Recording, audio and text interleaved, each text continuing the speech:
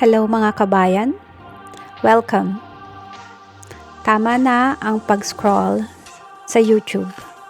I-type na ang Nurse ng Bayan para sa mga health tips and advice. Hello everyone, welcome back to the Nurse ng Bayan. Ngayon pag-uusapan natin ang isang napakahalagang bagay.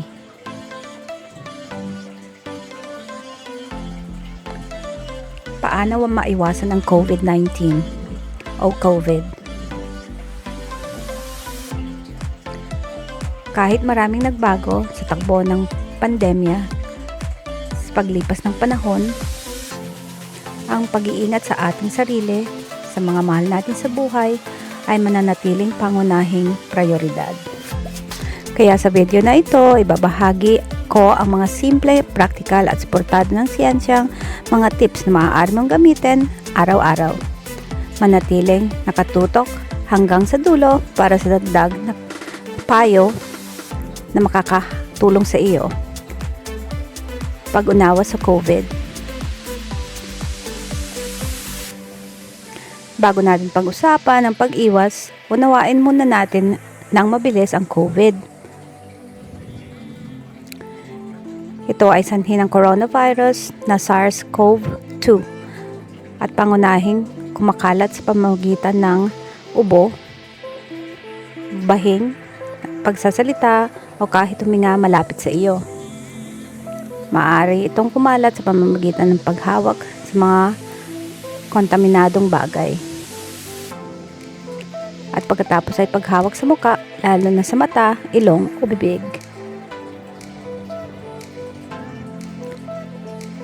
Ang pangunawa kung paano ito kumakalat ay tumutulong sa atin na malaman kung paano ito mapipigilan. Mga pinaka-epektibong paraan para maiwasan ng COVID. Magsanay na maayos na kalinisan sa kamay.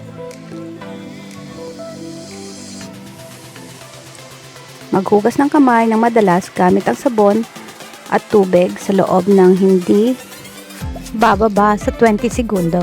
Kung wala ka namang access sa tubig, gumamit ng hand sanitizer na may hindi bababa sa 60% alcohol. Tandaan, maghugas ng kamay matapos humawak ng anumang bagay na maaaring madumi o kontaminado, lalo na sa mga pampublikong bagay o lugar.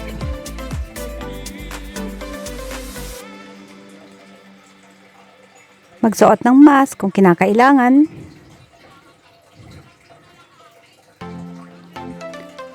Ang mask ay isa sa pinakamadaling ngunit pinaka-epektibong paraan para maiwasan ang pagkalat ng COVID.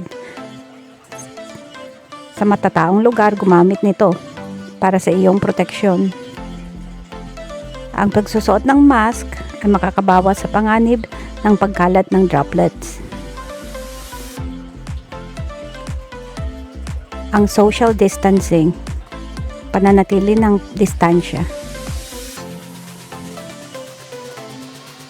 Lalo na sa sobrang matataong lugar, social distancing ay pinaka-epektibo para hindi kumalat ang COVID. Iwasan ang matataong lugar kung may maaari at pwede mong piliin ang pupuntahan mo. Pagbutihin ang ventilasyon.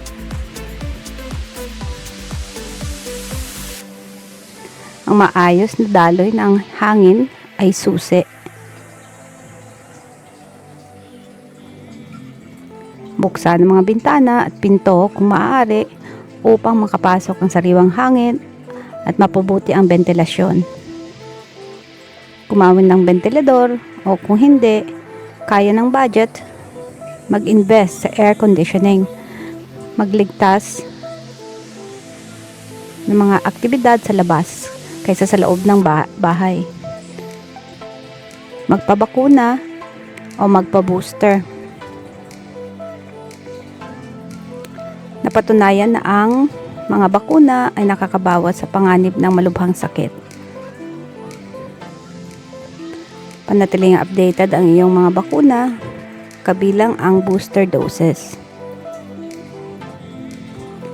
Isa ito sa pinakamabisang proteksyon na mayroon tayo ngayon. Magsanay ng respiratory etiquette.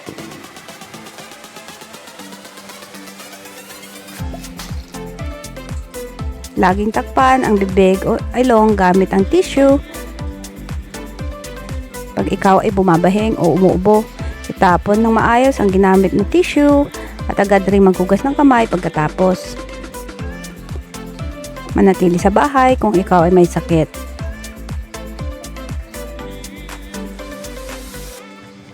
Kung hindi maganda ang pakiramdam mo, kahit banayad lang ang sintomas tulad ng ubo,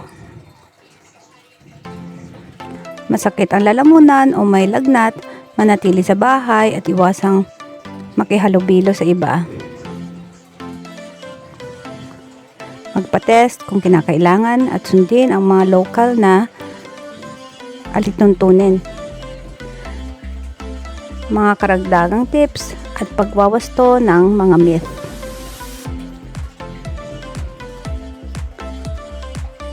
Mga dagdag na healthy habits. Linis ng anti-disinfectant ang mga bagay na madalas hawakan. Alagaan ang kabuuang kalusugan sa pamamagitan ng sapat na tulog.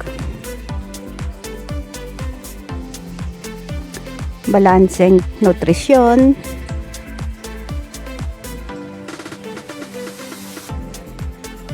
At ehersisyo. Ang malakas na immune system ay tumutulong labanan ang mga impeksyon. At basagin natin ang isang maling paniniwala, ang pag-inom ng alak, pagkain ng bawang,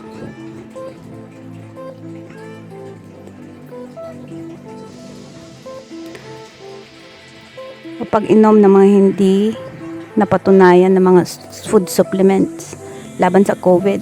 Manatili sa mga pamamaraan na may batayan na sa siyensya. Ang konklusyon.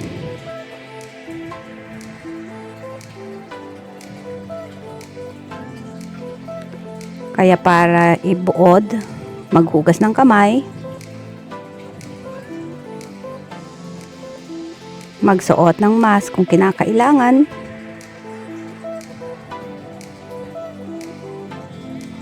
panatilihin ang tamang distansya,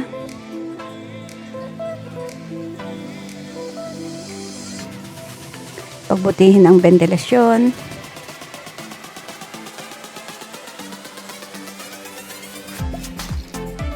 magpabakuna,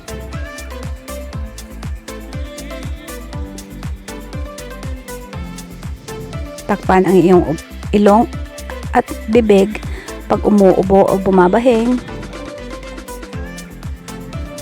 at manatili sa bahay kung ikaw ay may sakit.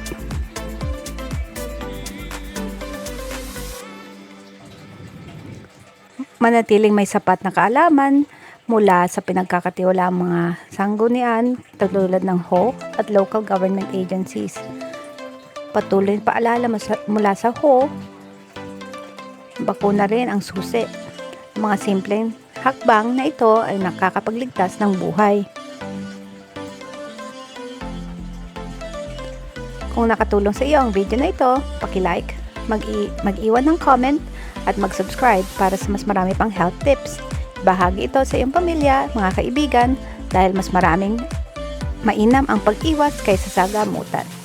Manatiling ligtas, manatiling malusog, at magdamadayan tayong lahat. Salamat mga kabayan, till next time!